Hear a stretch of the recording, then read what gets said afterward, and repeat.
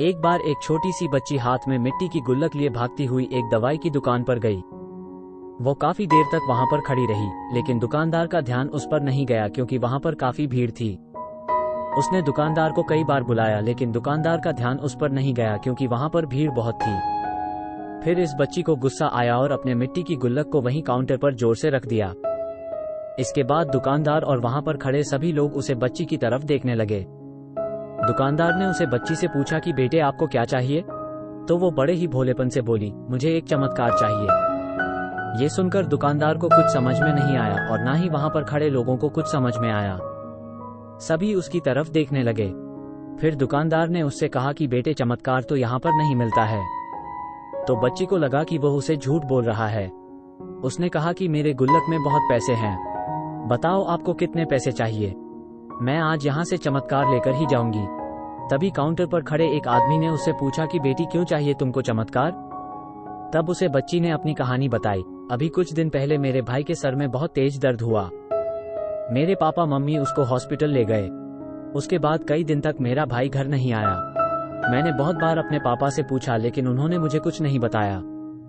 वो बार बार यही बोलते रहे कि वो कल आ जाएगा, लेकिन वो अभी तक घर नहीं आया है। तभी मैंने देखा कि मम्मी रो रही थी और पापा उनसे कह रहे थे कि हमारे बेटे के इलाज और दवाइयों के लिए जितने पैसे चाहिए उतने पैसे मेरे पास नहीं है।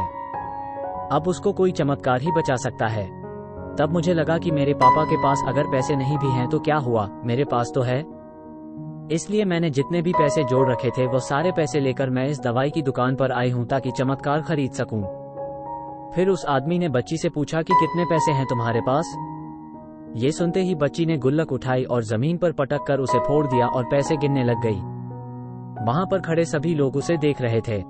थोड़ी देर बाद उसने सारे पैसे इकट्ठे किए और बोली, मेरे पास पूरे 19 रुपए हैं। वो जो आदमी वहां पर खड़ा था वो थोड़ा सा मुस्कुराया और बोला कि अरे तुम्हारे पास तो पूरे पैसे हैं, इतने का ही तो आता है चमत्कार। ये सुनकर वो बच्ची बहुत खुश हो गई और बोली, चलो मैं आपको अपने पापा से मिलवाती हूँ।